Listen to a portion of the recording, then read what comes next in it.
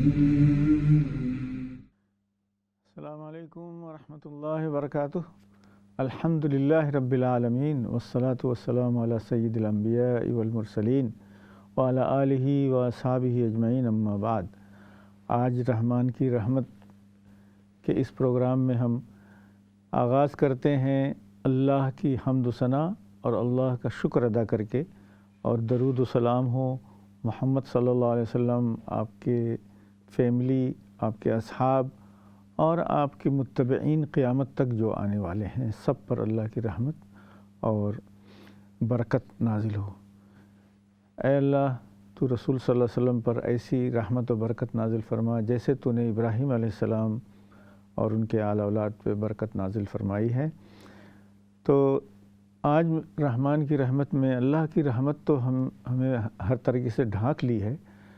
آج ہم ایک مختصر دعا لے کے آ رہے ہیں جو اس تیسرے لاک ڈاؤن کے کھلنے کے گویا اس میں ہے کہ ہم گویا اینڈ آف ٹنل میں، یعنی تیسرے لاک ڈاؤن کے بعد تھوڑی سی روشنی کی کرن جو ہمارے سامنے آ گئی ہے کہ کچھ دنوں کے بعد اسکول کھل جائیں گے اور جو ہے دوسری زندگی کے دوسرے ابواب، دوسری چیزیں بھی آہستہ آہستہ کھل رہی ہیں۔ تو آئیے آج کی دعا ہے رب انی لما انزلت الی من خیر فقیر۔ تقریباً 7 یا 8 لفظ ہیں، رب انی لما انزلت الی من خیر فقیر۔ یعنی میڈیم سائز کی یہ دعا ہے، لیکن یہ دعا بہت ہی جامع اور مانع ہے۔ یعنی اس دعا قرآن کریم میں قصے کی شکل میں ہمیں بتائی گئی ہے، اور قرآن کریم میں جتنی 30-35 دعائیں آئی ہیں وہ مختلف صیغوں میں، کہیں سوال کے انداز میں ہیں، کہیں اپنے حال کے انداز میں ہیں۔ تو یہ گویا سوال کے انداز میں ہے کہ اے اللہ، جو کچھ تو عطا کر میں اس کا محتاج ہوں، جو کچھ بھی اچھی خیر کی چیز جو مجھے عطا کر میں اس کا محتاج ہوں۔ تو اس میں اپنی محتاجگی اور اللہ کی مرضی پر یہ چھوڑ دیا گیا ہے کہ اے اللہ، میرے حال کے مناسب، جیسے حضرت موسیٰ علیہ السلام نے یہ دعا کی تھی، ابھی میں اس کا بیک گراؤنڈ آپ کے سامنے پیش کروں گا، کہ آپ ریفیوجی تھے، آپ اپنا ملک چھوڑ کے آپ کو دیار غیر میں جانا پڑا، اور دیار غیر میں پہنچ کر بے سہارا ایک درخت کے نیچے بیٹھے بیٹھے آپ نے یہ دعا کی، جیسے کہ اللہ تعالیٰ نے سورہ قصص میں بیان کیا ہے۔ یہ سورہ قصص کی 24ویں آیت نمبر ہے، جس میں گویا اللہ تعالیٰ سے اپنی ضروریات کی چیز مانگی ہے حسب حال۔ اے اللہ، جو بھی تو اچھی چیز مجھے اس وقت حسب ضرورت بھیج دے، میں اس کا محتاج ہوں۔ یعنی دیکھیے نا، کھانا پینا، کپڑا، شیلٹر، سیٹلمنٹ، جتنی بھی زندگی کی ضروریات ایک ریفیوجی کو ہوتی ہے جو اپنا گھر و بار چھوڑ کے آ گیا ہو، ساری زندگی کی چیزیں ضرورت ہوتی ہے۔ تو گویا من خیرن میں زندگی کے تمام تقاضے آ گئے ہیں، اور زندگی کی جب تمام خیر یہاں حاصل ہو جاتی ہے تو اللہ سبحانہ و تعالیٰ اپنی رحمت سے ہمارے لیے آخرت کا ذخیرہ بھی بنا دیتے ہیں۔ تو یہ دعا ایسی ہے کہ اس کو یاد کر لیا جائے تو ہر موقع محل پر حسب حال اللہ کی مدد اس کے ذریعے آتی ہے، اور اس میں بہت لفاظی نہیں کی گئی ہے اور بہت ساری ڈیٹیل ضروریات نہیں پیش کی گئی ہیں، بلکہ اللہ تعالیٰ کی مرضی پر چھوڑ دیا گیا ہے کہ اللہ، جو بھی تو مناسب سمجھے اس موقع پر، جو بھی میرے لیے مناسب ہو، یا اللہ تو ہمیں بھیج دے، عطا کر دے، میں اس کا محتاج ہوں۔ یعنی میں اپنی عاجزی، انکساری اور حاجت آپ کے سامنے پیش کر رہا ہوں۔ تو یہ دعا تو قرآن کریم میں سورہ قصص کے معنی یہ ہے کہ قصے کے ضمن میں ہے۔ سورہ قصص میں پوری طرح بنی اسرائیل کے بعثت کا مقصد، حضرت موسیٰ علیہ السلام کی بچپن سے لے کر جوانی تک اور اس کے بعد تک کے سارے حالات، یعنی بایوگرافی بھی ہے، اور اس لحاظ سے بایوگرافی ہے کہ گویا پوری ایک امت کی تاریخ ہے، ایک پورا ویژن اینڈ مشن جو ہے اللہ تعالیٰ نے اس میں بیان کر دیا ہے۔ ویژن یہ ہے وَنُرِيدُ أَن نَّمُنَّ عَلَى الَّذِينَ اسْتُضْعِفُوا فِي الْأَرْضِ وَنُرِيدُ أَن نَّجْعَلَهُمُ الْوَارِثِينَ۔ ہم نے فیصلہ کیا، اللہ تعالیٰ نے فیصلہ کیا کہ جو لوگ کمزور اور بے بس ہیں ان پر ہم اپنا احسان جتائیں اور انہیں ہم لیڈر بنا دیں اور انہیں ہم آئندہ کی لیڈرشپ سپرد کر دیں زمین پہ۔ تو اس کے لیے حضرت موسیٰ علیہ السلام کو پیدائش سے پہلے ہی گویا ڈیزگنیٹڈ لیڈر تھے، اور ان کی والدہ کو بھی بتا دیا گیا کہ ان کو ہم نبی بنائیں گے۔ پھر بچپن سے لے کر جوانی تک، جوانی میں بھی جو کچھ واقعات ہوئے وہ بھی مختصر سے ترین الفاظ میں اس قصے میں آ گئے ہیں۔ اور پھر آپ جس طرح وطن چھوڑ کر مہاجر بن گئے، جیسے کہ ہم لوگ برطانیہ میں بہت سے لوگ ہیں بڑی عمر کے لوگ جو ہجرت کر کے یہاں آئے، وہ اس بات کا اندازہ لگا سکتے ہیں کہ کن کن حالات سے انہیں گزرنا پڑا، افراد کو بھی اور کمیونٹیز کو بھی۔ یہاں سے لے کر اسکاٹ لینڈ کے آخر تک چلے جائیے، مختلف جگہوں پر ہماری کمیونٹی جس طرح موجود ہے، اور اللہ تعالیٰ کی جو رحمت اور یعنی کرم ہمارے ساتھ شامل رہا ہے، رحمان کی رحمت کے نظارے برطانیہ میں ہر جگہ نظر آتے ہیں۔ یہاں سے ابرڈین تک میرا جانا ہوا ہے، اور ہر جگہ پر مسلمانوں کی ایک مضبوط کمیونٹی اور ایک مضبوط سروس جو ہے وہ ہے، بلکہ گلاسگو یا دوسری جگہوں پر اور بہت سارے شہر یہاں انگلینڈ میں بھی جو ہے وہ امیگرینٹس کے آنے کی وجہ سے آباد ہو گئے، ورنہ وہ ڈیزرٹڈ پلیس تھے، یعنی ابانڈنڈ پلیسز تھے۔ جیسا کہ آج بھی برطانیہ میں بہت سی ایسی جگہ ہیں جہاں جو ابانڈنڈ ہیں، لیکن باہر کے آنے والے لوگ اسے آباد کر رہے ہیں۔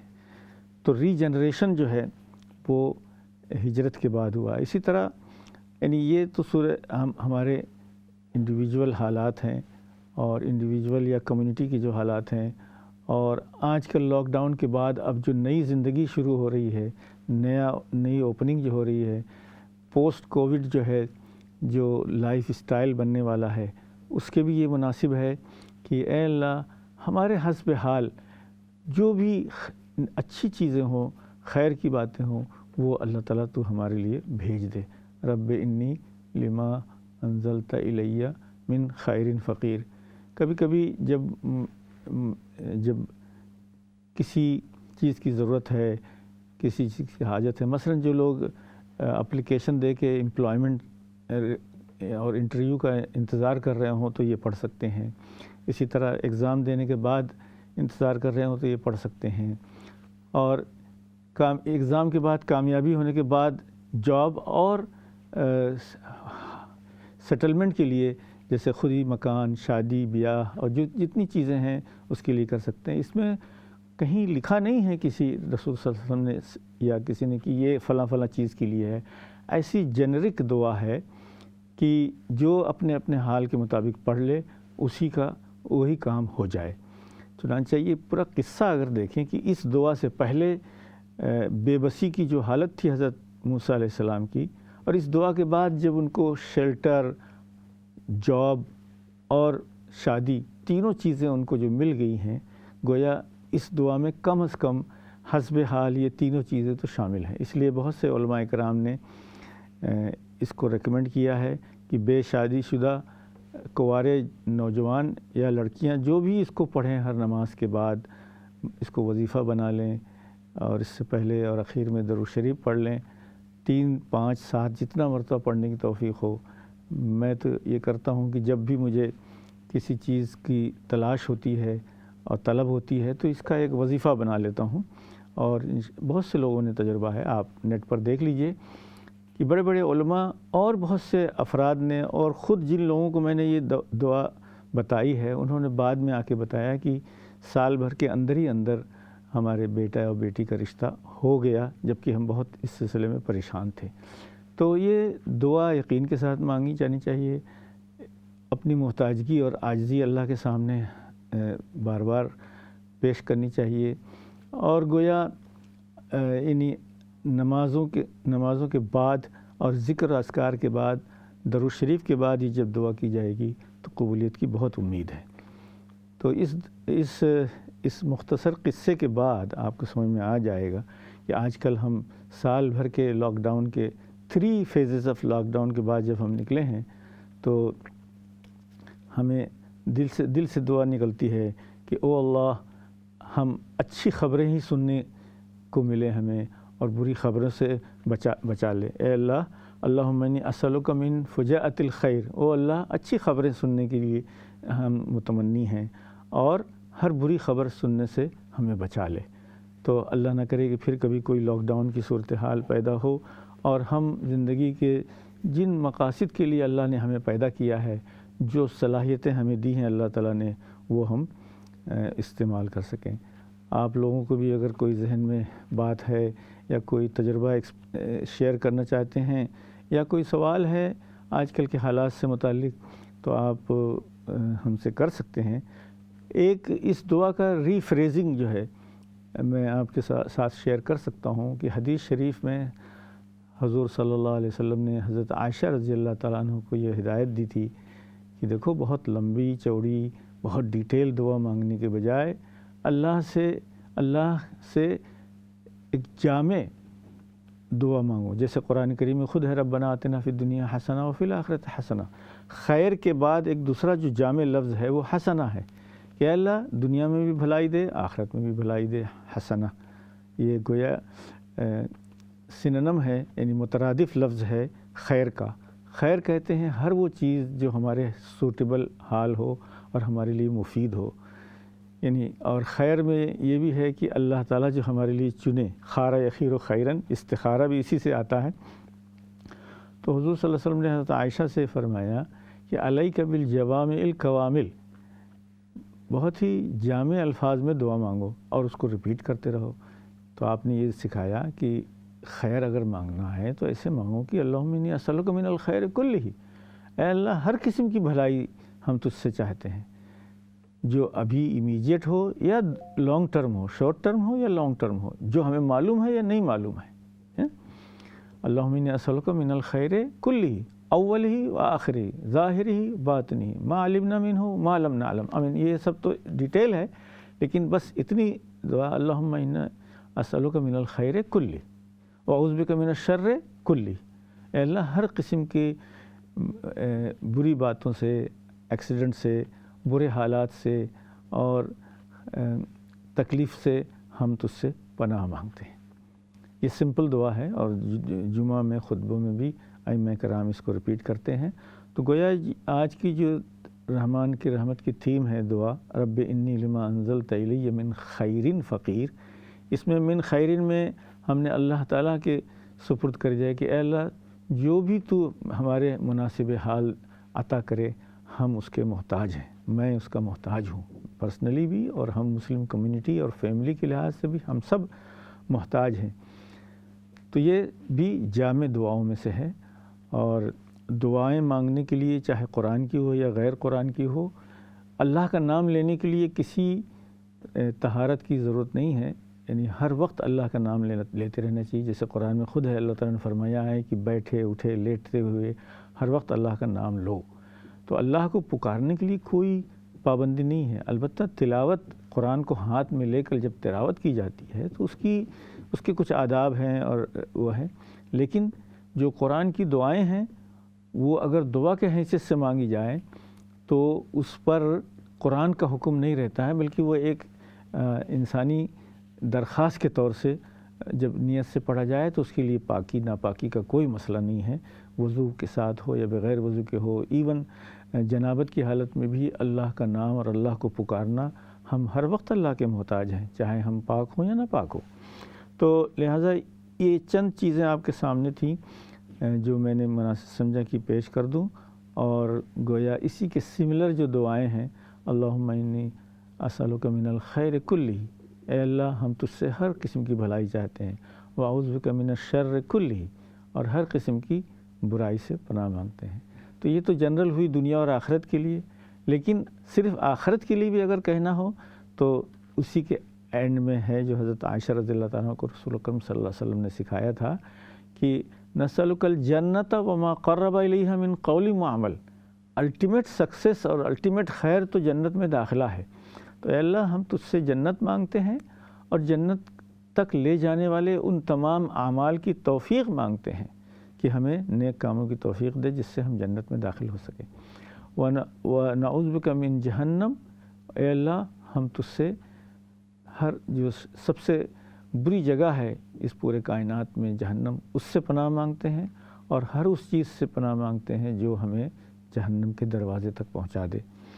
تو گویا یہ شارٹیسٹ لفظ میں لانگسٹ اور موسٹ کمپرہنسو دعا اللہ تعالیٰ نے انبیاء اکرام کی زبانی اور نیک لوگوں کی زبانی اور رسول اکرم صلی اللہ علیہ وسلم کی ڈیٹیل تعلیمات کی روشنی میں ہمارے سامنے پیش کر دیا ہے.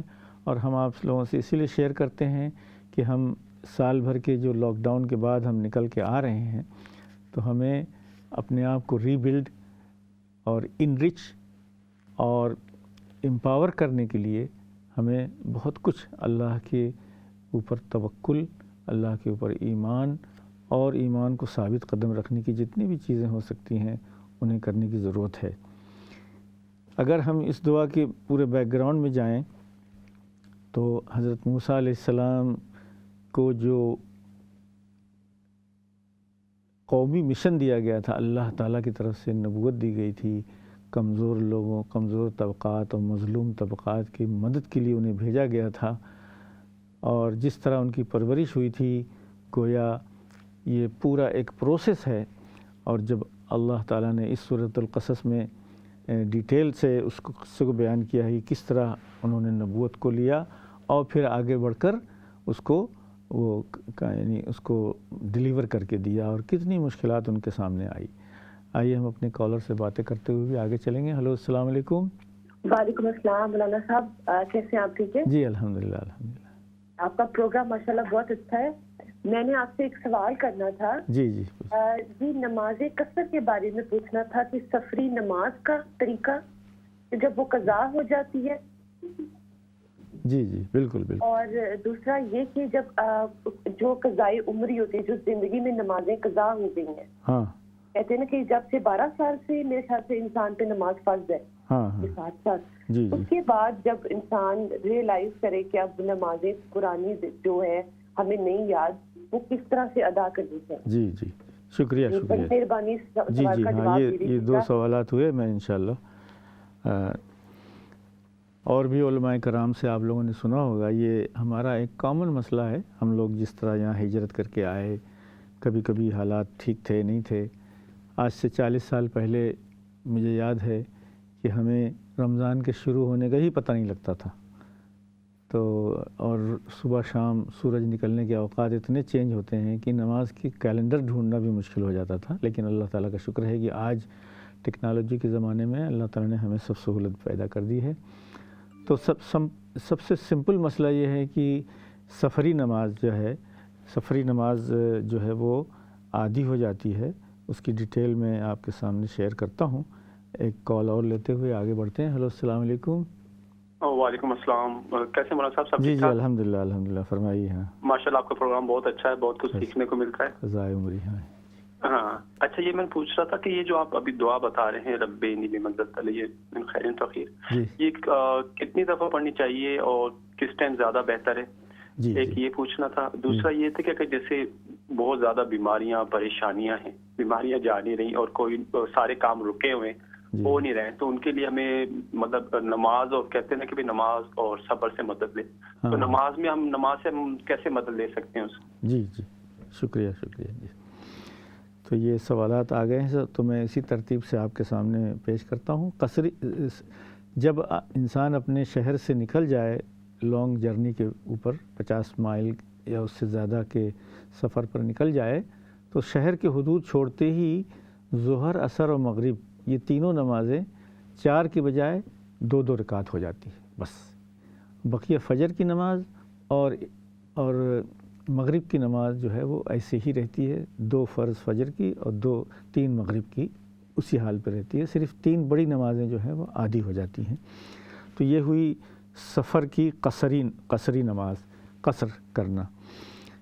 تو ماشاءاللہ آج کل ایئرپورٹس پر بھی انتظام ہوتا ہے، ہر ایئرپورٹ پر تقریباً نمازوں کا انتظام ہے، اترتے ہوئے چڑھتے ہوئے انٹرنیشنلی اس کا ارینجمنٹ ہو گیا ہے، اور موٹر وے پر بھی آپ دیکھتے ہیں کہ سہولتیں پیدا کی جا رہی ہیں، بہت سارے سروسز پر بھی اس کا انتظام ہے۔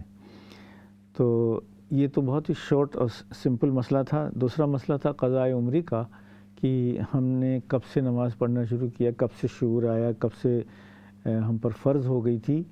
تو ان حالات میں سب سے بہتر طریقہ جو علماء بتاتے ہیں، ایک تو اپنے اس صورتحال سے استغفار کے ذریعے روزانہ استغفار اتنی مرتبہ پڑھا جائے کہ گویا اے اللہ ہم سے جو کچھ قصور ہوا ہے، کم سے کم رسول اکرم صلی اللہ علیہ وسلم سے 100 مرتبہ استغفار منقول ہے کہ میں روزانہ 100 مرتبہ سے زیادہ اللہ سے اپنے شارٹ کمنگ کی معافی مانگتا ہوں، اور گویا نماز کے سلسلے میں جو بھی کوتاہی ہوئی ہے اس کا ڈیلے خود ہی ایک ایسا گناہ ہے کہ اس کے لیے استغفار کرنا چاہیے۔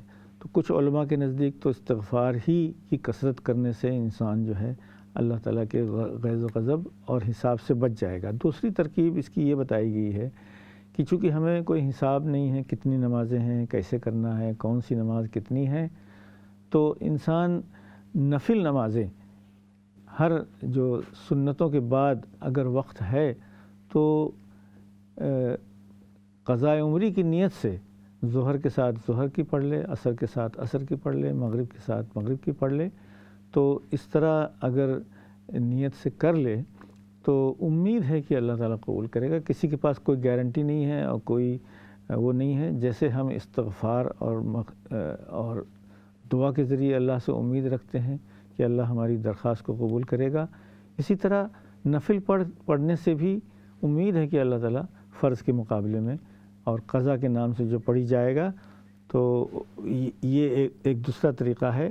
دونوں ہی طریقے جو ہیں ایک ریکمنڈیشن ہے اور امید رحمت باری کے طور سے ہیں، ورنہ اور نہیں۔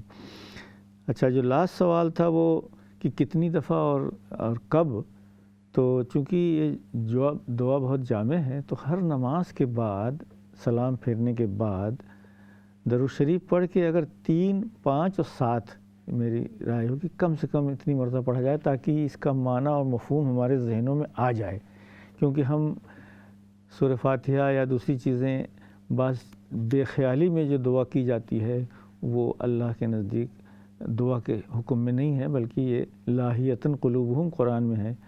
تو گویا اپنے ذہن کو حاضر کرنے کے لیے اس کو کم سے کم 3 مرتبہ پڑھا جائے، 5 مرتبہ، 7 مرتبہ پڑھا جائے، بلکہ حسب ضرورت اور اس کا پورا تسبیح بھی پڑھ لی جائے، 100 مرتبہ بھی، تو ڈیپینڈ کرتا ہے سہولت پر۔ تو منیمم 3 مرتبہ ہے، اور ہر نماز کے بعد گویا 5 نماز کے بعد جو ہم تسبیح فاطمہ پڑھتے ہیں نا، سبحان اللہ، الحمدللہ، اللہ اکبر، اس سے پہلے یا اس کے بعد اس کو پڑھ لیا جائے کہ ایک خاص مقصد سے، تو گویا یہ ایک ریکمنڈیشن ہے، ورنہ اس میں کمی زیادتی اپنی ضرورت کے لحاظ سے کر سکتے ہیں۔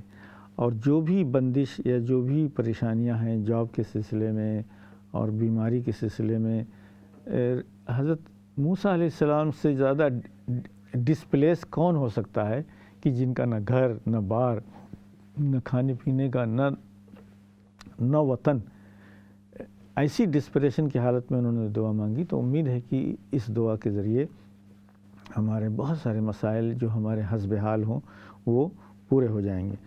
تو اس سلسلے میں بہت زیادہ پرسکرپٹیو ہونے کی بھی ضرورت نہیں ہے، جیسے کہ میں نے عرض کیا، اللہ تعالیٰ نے فرمایا ہے کہ اٹھتے بیٹھتے لیٹے ہوئے ہر حال میں اگر خالی وقت ہے آپ کے پاس، کسی چیز میں مصروف نہیں ہیں، لیٹے ہوئے ہیں، تو اللہ کی طرف توجہ کر کے یہ دعا مانگیں۔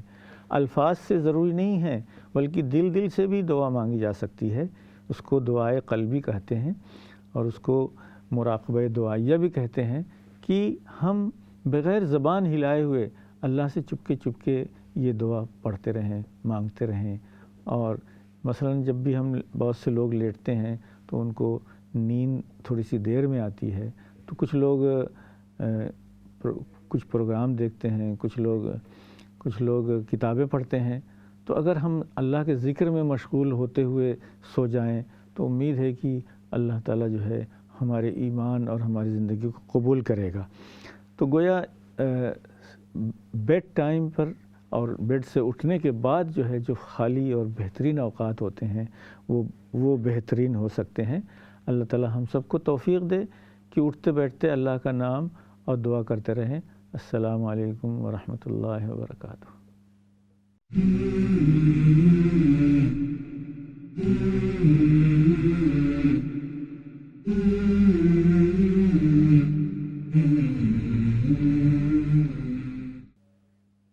السلام علیکم ورحمۃ اللہ وبرکاتہ۔ Welcome back.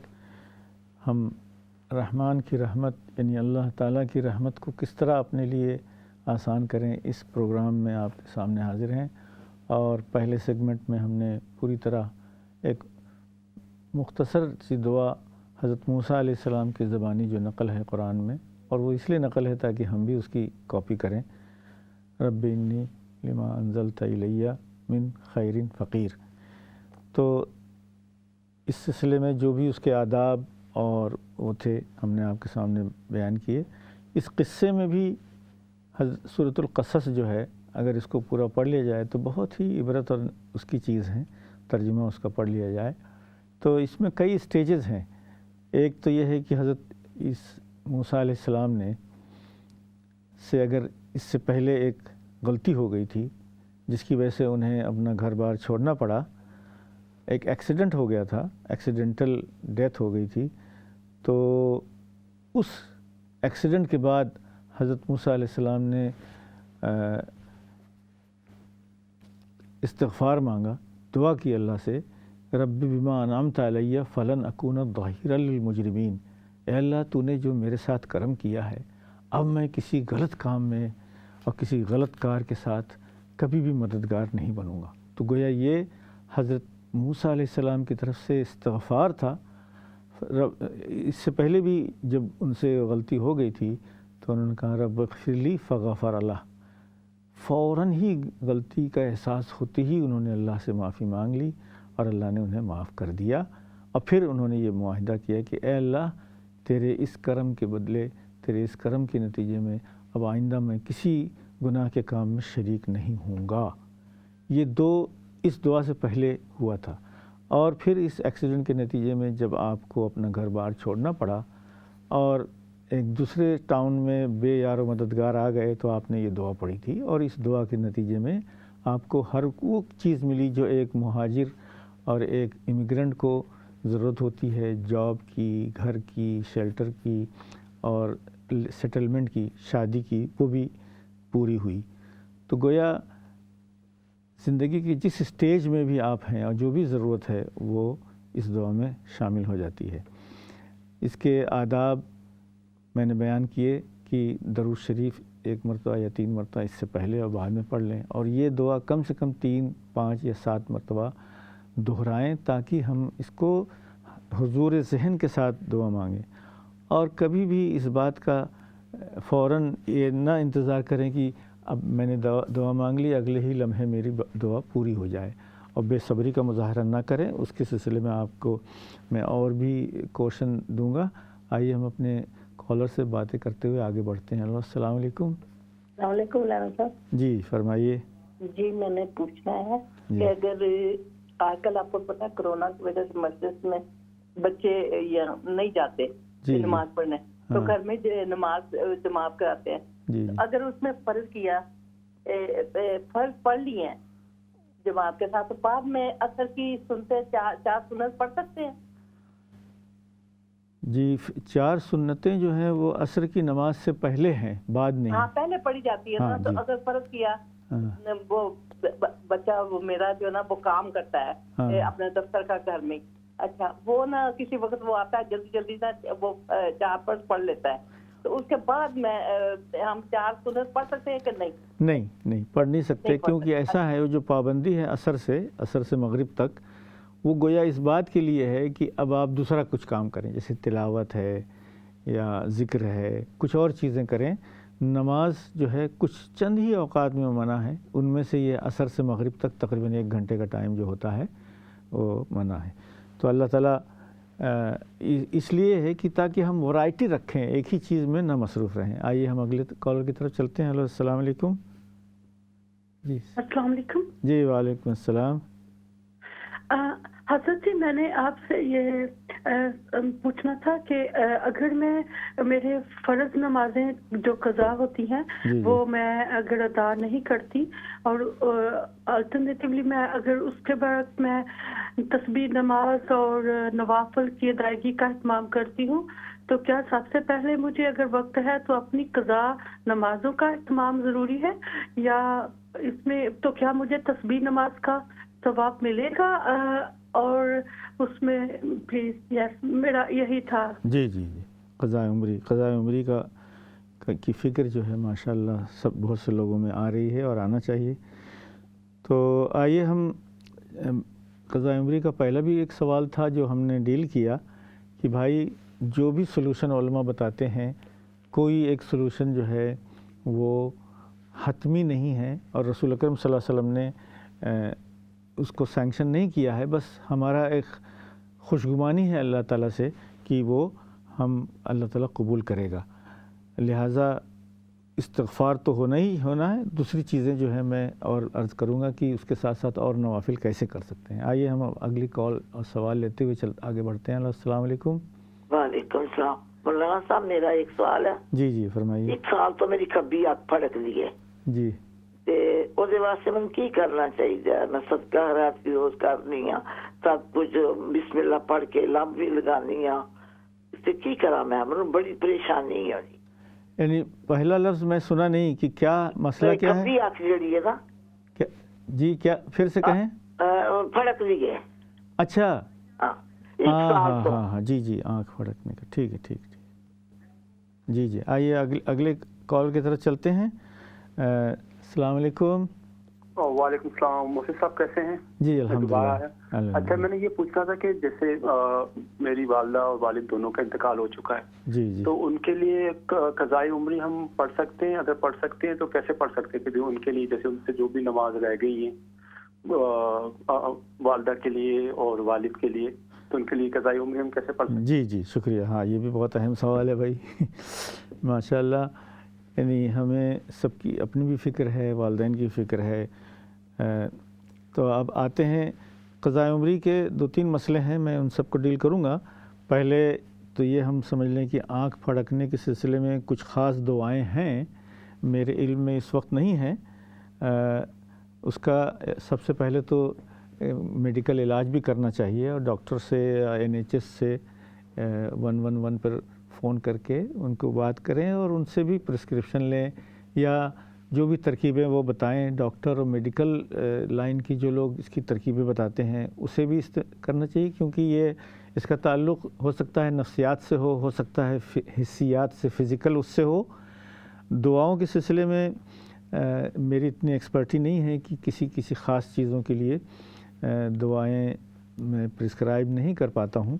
لہٰذا میں چاہوں گا کہ اگر آپ نے کسی سے سنا ہے اور کوئی دعا آپ کو معلوم ہے تو اس سے پڑھیں اطمینان رکھیں. لیکن دعا جو ہے وہ دوا کا بدل کبھی کبھی ہوتی ہے کبھی نہیں بھی ہوتی ہے. ابھی میں اس کی تشریح کروں گا کہ دعا قبول ہونے کے کیا معنی ہیں. اب آئیے واپس چلتے ہیں قضاء عمری پر کہ قضاء عمری پڑھنا چاہیے یا نوافل تسبیح صلاۃ التسبیح وغیرہ پڑھنا چاہیے.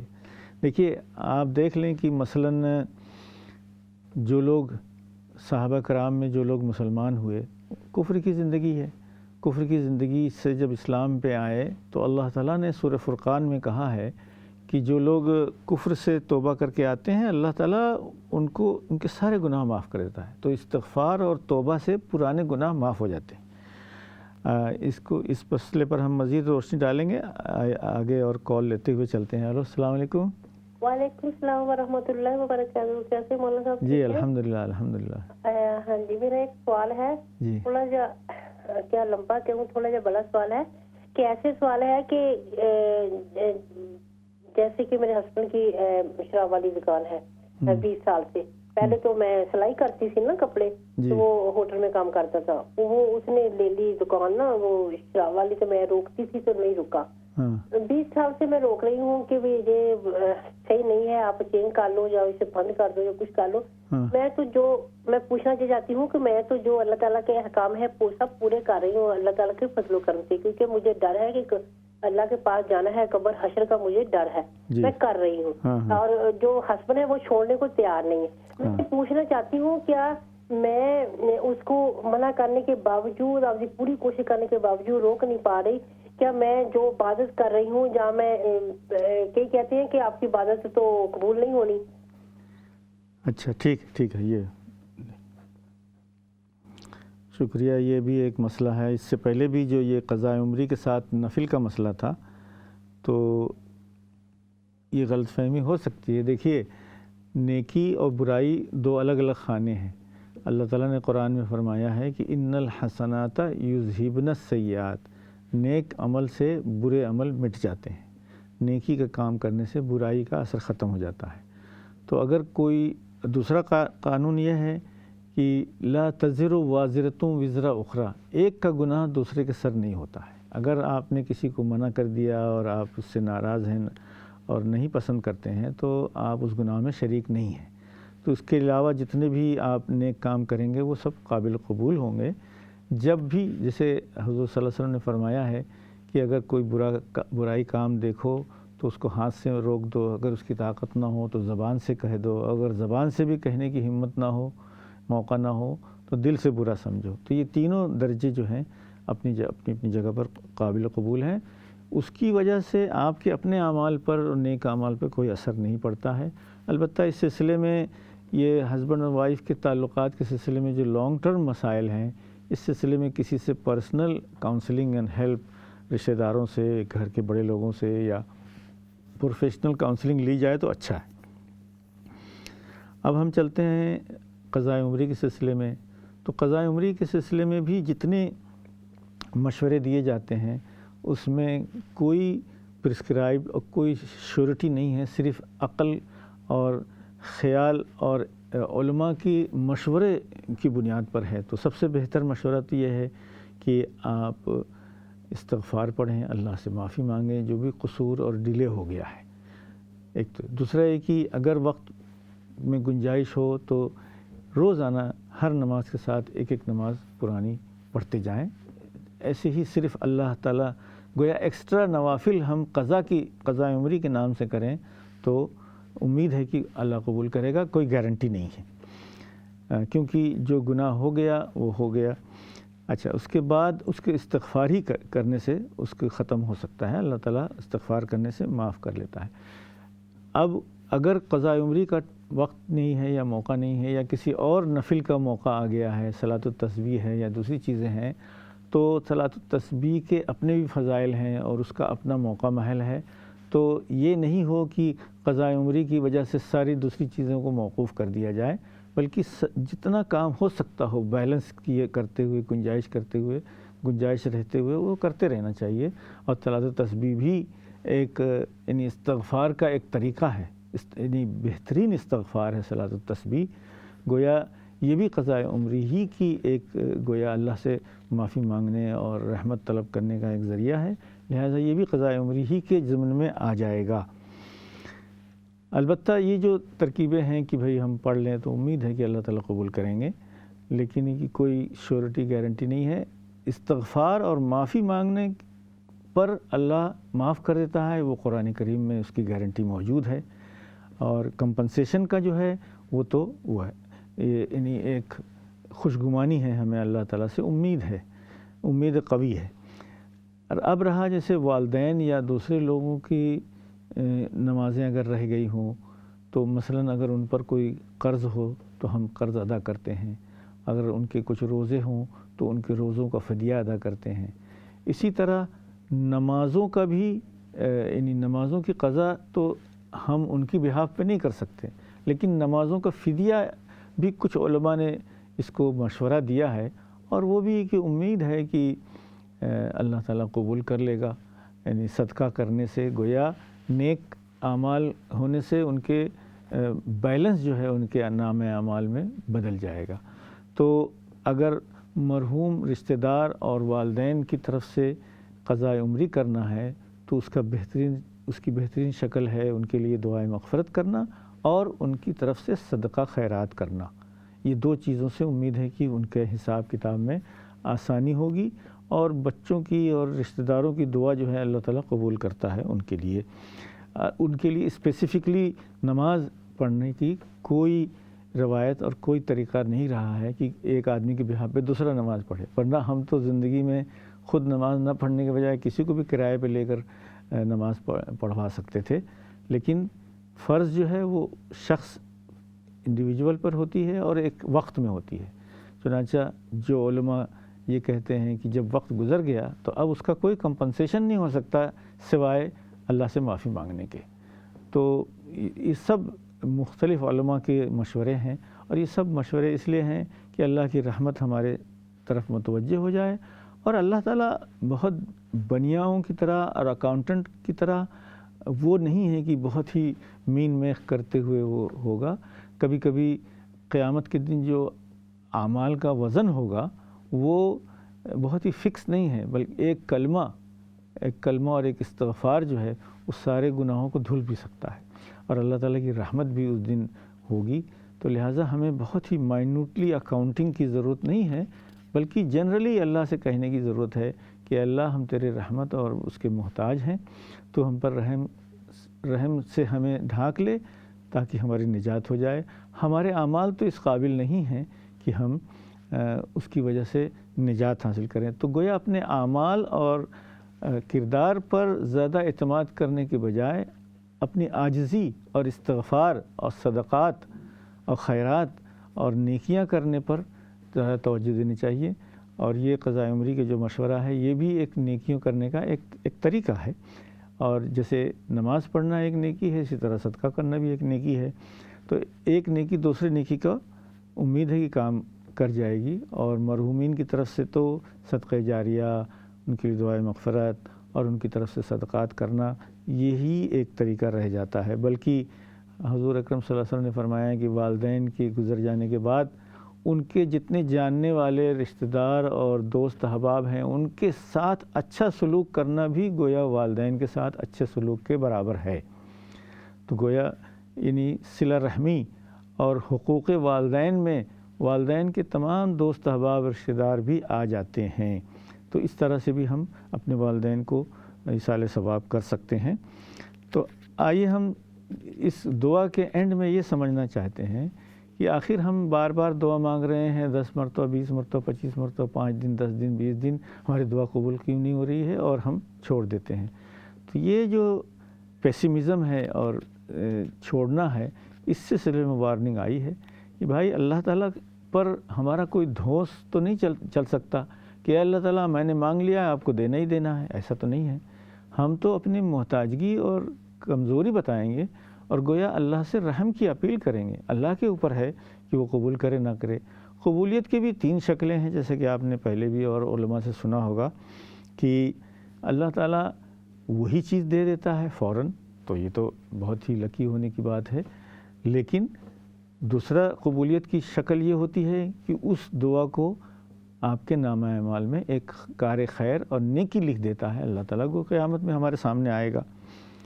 تیسری دعا کی قبولیت کی ہے کہ آپ نے مانگی تو کچھ اور چیز تھی، لیکن کوئی اور بلا آپ کے اوپر آنے والی تھی، جیسے پینڈیمک، کسی کو نہیں پتہ تھا، اللہ تعالیٰ اس کو دور کر دیتا ہے، آپ کو بچا لیا۔ لاکھوں لوگ ہیں جن کو اللہ تعالیٰ نے وائرس اور پینڈیمک سے بچا لیا۔ تو یہ جو بچنا ہے یہ بھی دعاؤں کا ہی نتیجہ ہے۔ ہم دعا کر رہے تھے کسی اور چیز کے لیے، لیکن اللہ نے ہمیں جو ہماری سخت ضرورت تھی وہ دیا ہمیں۔ تو دعا کے قبول کی 3 شکلیں ہوتی ہیں کہ جو مانگا جائے وہی مل جائے، جس کو ہم سمجھتے ہیں قبولیت۔ حالانکہ قبولیت کی دوسری شکل یہ ہے کہ اللہ نے ہمارے لیے آخرت میں اس کا ثواب لکھ دیا ہے۔ تیسری شکل یہ ہوتی ہے کہ اللہ تعالیٰ نے ایک ہمارے اوپر سے بیماری اور کوئی یعنی بلا آفت سے ہم کو بچا لیا، تو یہ بھی ایک دعا کی قبولیت کی دلیل ہے۔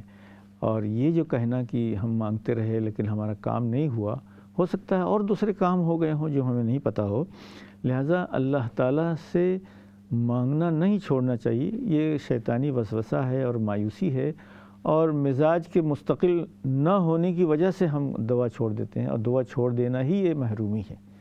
ورنہ ہم دعا مانگتے رہیں، کرتے رہیں، اور اللہ سے طاقت مانگتے رہیں کہ جو بھی حالات ہمارے اوپر گزر رہے ہیں، جس چیز کی ہمیں خواہش ہے، پریشانی ہے، یا اللہ اس سے نبرد آزما، یعنی اس سے ہمیں عہدہ برا نکلنے کی توفیق عنایت فرما، یا اللہ اس کو صبر کرنے کی توفیق عنایت فرما۔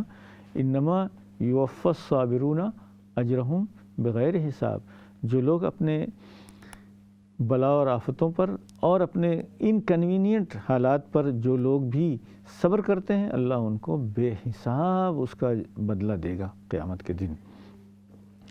تو دعاؤں کے سلسلے میں یہ نہیں سمجھنا چاہیے کہ ہم نے کہا اور قبول ہو گئی۔ یہ تو لکی ہونے کی بات ہے کہ کبھی ہم نے جو جمعہ کے خطبے کے درمیان یا مغرب کے وقت جمعہ کے دن یا فجر کے وقت اذان اور اقامت کے دوران دعاؤں کی قبولیت کے بہت سارے اوقات ہیں جس میں ہم اگر کرتے رہیں تو امید ہے کہ اللہ تعالیٰ قبول کر لے گا۔ جس طرح ایک اور وقت آتا ہے جو بہت ہی غفلت کا ہوتا ہے کہ ہم نیند میں ہوتے ہوئے اگر جلدی آنکھ کھل جائے اور ہوش و حواس آ جائیں، جیسے کبھی 4-5 بجے 6 بجے قریب آنکھ کھل جاتی ہے، تو رات میں جب بھی کروٹ بدلتے ہوئے یا آنکھ کھل جائے اس وقت بھی اگر ہم ہوش و حواس میں ہوں تو اللہ سے جو بھی دعا مانگی جائے وہ بھی قبولیت کے اوقات میں سے ہے۔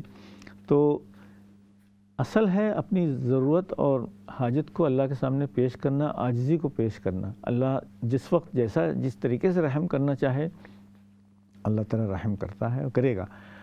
اور جو ہم دعا سے بیزاری یا اس سے گھبراہٹ ہوتی ہے وہ اس لیے کہ ہم سمجھتے ہیں کہ ہم جیسے چاہیے، ایک تو اس پہ صبر نہیں ہو پا رہا ہے اور ہمیں ضد ہے کہ ہماری جو خواہش ہے وہی پوری ہو، کسی دوسرے الٹرنیٹ کے لیے ہم تیار نہیں ہیں، یا ہم لانگ ٹرم کے بجائے شارٹ ٹرم دیکھ رہے ہوں، تو دعا کرتے رہنا چاہیے۔ قبولیت بھی اللہ کے ہاتھ میں ہے۔ بہت سے لوگوں نے لکھا ہے کہ میں دعا کرتا رہا اور آج کبھی 5 سال، کبھی 10 سال، کبھی 20 سال کے بعد بعض دعائیں سامنے نظر آتی ہیں کہ یا اللہ میں بہت دنوں سے یہ دعا مانگ رہا تھا یا مانگ رہی تھی، آج میرے سامنے آ گئی ہے۔ اس طرح آپ کے سامنے آئیں گی دعا کی قبولیت کہ آپ کو خود ہی تعجب ہوگا کہ یا اللہ تیری رحمت ہے، تیرا کرم ہے کہ یہ مانگتے مانگتے اللہ نے دے ہی دیا، اور اپنے وقت پہ دیا، اللہ نے اس کو خیر بنا کے دیا، اپنے مناسب وقت پہ دیا۔ تو آج کی جو دعا ہے اس کی تھیم یہی ہے کہ اے اللہ تو اپنی ثواب دید پر، اے اللہ جو کچھ بھی تو میرے حسب حال اچھی چیز بھیجے گا، عطا کرے گا، یا اللہ ہم اس کے محتاج ہیں، ہم تو محتاج ہیں۔ ہم محتاج جو ہے بیگرز کانٹ بی چوزرز، یعنی انگریزی کا یہ جو محاورہ ہے کہ بھیک مانگنے والا دھوس کیسے جما سکتا ہے، وہ تو نہیں کہہ سکتا کہ نہیں مجھے یہی چاہیے۔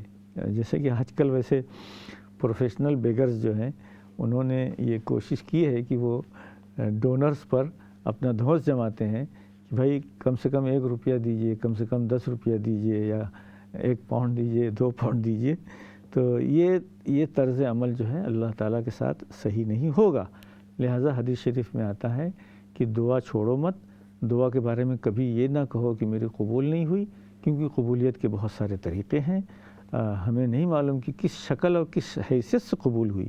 اور اپنی ضروریات اللہ کے سامنے پیش کرتے رہیں، پیش کرتے کرتے ہی انشاءاللہ صبر بھی آئے گا، شکر بھی آئے گا، اور وہ بلا اور آفت کا جو فیلنگ ہے وہ بھی ختم ہو جائے گی، اور اس کی وجہ سے یعنی اللہ تعالیٰ امن و امان دے گا۔